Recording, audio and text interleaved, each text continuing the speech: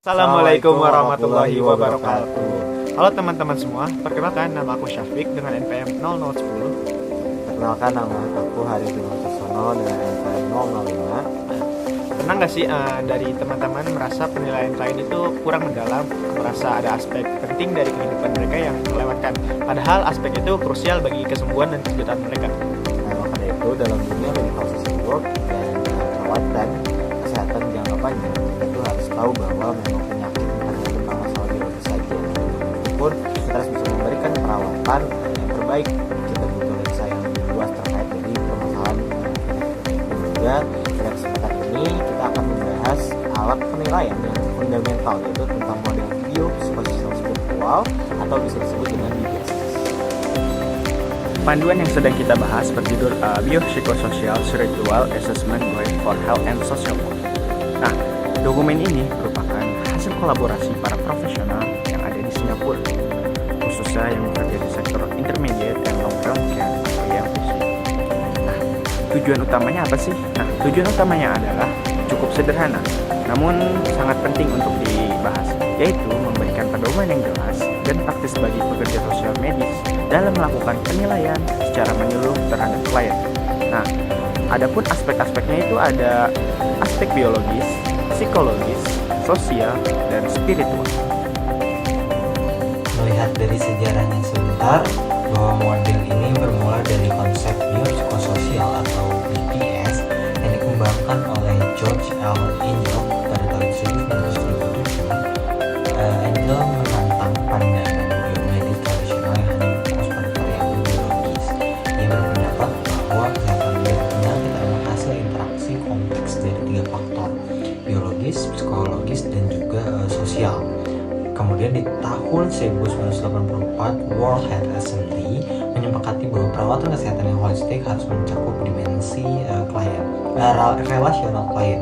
Dan disinilah lahir pengembangan menjadi model biopsikososial spiritual ataupun BPSS dengan menambahkan dimensi spiritualnya. Pada akhirnya, inti dari panduan ini terletak pada kerangka kerja yang sistematis dan terarah yang dirancang untuk membantu pekerja sosial dalam memahami klien secara menyeluruh. Lalu panduan ini setiap informasi yang dikumpulkan baik dari kesehatan fisik, kondisi emosional, hubungan sosial maupun nilai-nilai spiritual dapat diintegrasikan menjadi suatu gambaran utuh tentang diri klien. Nah, penilaian yang dilakukan dengan cara ini memungkinkan bagi para pekerja sosial untuk melihat keterkaitan antara aspek-aspek tersebut sehingga dapat memahami bagaimana kondisi medis, faktor psikologis, dan lingkungan sosial serta keyakinan spiritual saling mempengaruhi perilaku kesejahteraan seorang klien. Nah, pendekatan holistik seperti ini tidak hanya membantu dalam melakukan intervensi yang tepat, teman-teman, tetapi juga memperkuat empati dan kepekaan dalam memberikan pelayanan sosial dan kesehatan. Nah, sekarang ini mari kita bahas lebih dalam keempat domain utama dalam pendekatan ini, yaitu biopsikososial spiritual. Nah, biologis, psikologis, dan sosial spiritual. Domain 1, biologis. Domain biologis adalah tentang tubuh dan juga penyakit. Ini pun mencakup tidak hanya diagnosis medis saat ini, tapi juga gambaran kesehatan klien sebelum sakit ataupun pre-morbid status. Nah, di sini pun ada tentang kondisi dan pengobatan yang kepatuhan minum obat, pre-morbid status ataupun ADL, pun juga riwayat kunjungan ataupun riwayat histori mereka kemarin ke rumah sakit ini. Nah, di sini pun ada hal yang krusial yang perlu digali, bahwa pemahaman klien tentang kondisi mereka, juga rencana perawatan mereka, dan juga prognosisnya, apakah mereka pada pengobatannya, dan juga apakah ada tantangan yang mereka hadapi untuk menjadi patuh mereka. Nah, selain itu pun kita perlu tahu bagaimana fungsi sehari-hari mereka sebelum mereka itu sakit, ataupun bisa dikatakan ini adalah activities of daily living, misalnya itu ADL, kan, dimana penurunan dari status fungsional adalah red flag bagi fungsi mereka gitu. Nah, yang terakhir pun ada di sektor perawatan, dimana itu sektor perawatan jangka panjang. Ini pun ada diskusi tentang advanced care planning ataupun ACP gitu, atau ACP. Itu tuh menjadi sangat-sangat relevan. Namun memang perlu adanya kepekaan budaya yang harus tinggi gitu ya, dan juga kita harus bisa melibatkan secara alat dengan keluarga. Nah, karena itu pun retensi untuk berbicara terbuka tentang akhir kehidupan masih ada di banyak budaya itu. Oke, selanjutnya ada domain psikologis. Domain psikologis ini mencakup pikiran, suasana hati, emosi, dan perilaku individu, yang mana ini adalah domain yang sangat erat kaitannya dengan kesehatan fisik sesuai konsep body mind connection, keterampilan mengatasi masalah. Nah, dalam domain ini kita ingin tahu bagaimana klien menggambarkan diri mereka dan bagaimana penyakit mereka berdampak pada rutinitas harian, finansial, dan pekerjaan serta hubungan yang signifikan.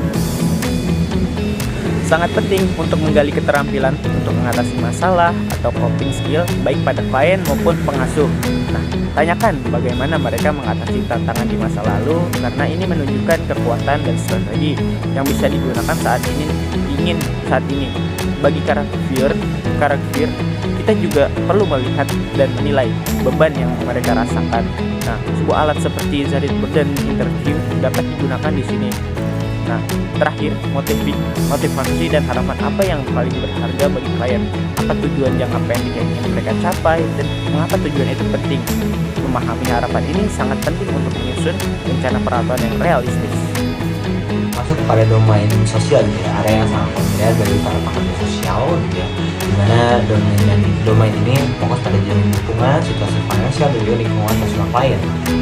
Nah, dalam konteks ini kita juga mengacu pada teori person environment dari Mary Richmond dan juga psikologis dari Uri Bronfenbrenner. Keduanya mengingatkan kita bahwa seseorang tidak bisa dipahami secara terpisah dari lingkungannya. Nah, kita juga menilai beberapa aspek utamanya gitu ya, bahwa hubungan keluarga dan dukungan yang tersedia, terus juga ada kondisi keuangan serta sumber daya yang dimiliki, juga pekerjaan klien dan juga caregiver, dan juga yang terakhir adalah keterlibatan dalam sistem komunitas yang bisa divisualisasikan melalui dari EcoMap gitu. Nah, selanjutnya kita membahas dari segi dua alat utama yang digunakan, yaitu adalah pertama genogram dan juga EcoMap gitu. Dimana genogram ini membantu kita memahami pola dan dinamika antar generasi dalam keluarga. Dilanjut juga bahwa EcoMap ini sendiri membantu klien menggambarkan hubungan mereka dengan berbagai sistem di luar keluarga. Contohnya mungkin kayak lembaga sosialnya, tempat kerja, organisasi, ataupun tetangga gitu ya. Nah, di sini pun dalam asesmen sosial gitu ya, penting untuk menggali siapa dukungan utama klien tersebut, baik secara finansialnya, fisiknya maupun emosionalnya. Dimana kita juga perlu memahami bagaimana kondisi ekonomi dan juga pekerjaan baik itu klien maupun itu caregivernya bisa mempengaruhi peran mereka dalam merawat gitu. Nah, sebagaimana ditegaskan oleh World Health Organization ataupun WHO gitu ya, bahwa mengatasi determinan sosial kesehatan itu kondisi tempat orang dilahirkan, tumbuh, hidup, bekerja, dan menua. Nah, itu pun adalah kunci untuk meningkatkan kualitas kesehatan seseorang secara menyeluruh. Selanjutnya, kita memasuki domain spiritual, aspek yang sering disalahartikan hanya sebatas agama, yang padahal maknanya itu jauh lebih luas. Spiritual itu berbicara tentang bagaimana seseorang itu mencari makna, tujuan, dan arah hidupnya. Ini bisa muncul lewat keyakinan religius, refleksi pribadi, atau bahkan rasa keterhubungan dengan alam dan orang lain. Bagi banyak klien, spiritualitas itu menjadi sumber daya kekuatan batin yang berharga, terutama saat menghadapi kesulitan atau kehilangan. Praktik spiritual seperti ini, berdoa, bermeditasi, atau melakukan hal-hal yang bermakna seringkali memberi mereka harapan dan ketenangan. Nah, dalam melakukan asesmen, pekerja sosial perlu berhati-hati dan sensitif karena setiap individu memiliki cara berbeda dalam memaknai spiritualitas. Pertanyaan yang diajukan bisa sederhana seperti siapa atau apa yang membuat Anda tetap kuat di masa sulit, atau bagaimana keyakinan atau praktik Anda membantu menghadapi situasi saat ini. Dengan memahami sisi spiritual klien, kita tidak hanya menilai kondisi mereka secara fisik atau emosional, tapi juga membantu menemukan makna, harapan, di balik setiap pengalaman hidup. Oke teman-teman, jadi berdasarkan penjelasan tadi, keempat domain ini seperti biologis, psikologis, sosial, dan spiritual tidak berdiri sendiri. Mereka saling terhubung, membentuk satu kesatuan yang menentukan kualitas hidup seorang klien. Nah, dari itu pun fleksibilitas menjadi kunci dan juga hubungan yang terpetik adalah fondasi yang memang harus selalu diutamakan. Nah, dengan penilaian yang secara holistik ini, kita dapat merancang perawatan yang memang berpusat pada individu dan juga memanfaatkan setiap kekuatan dan juga sumber daya yang dimiliki seorang klien untuk mencapai perubahan yang bermakna. Saya Syafiq Ahmad. Saya Hari Wicaksono. Terima kasih banyak sudah menyimak.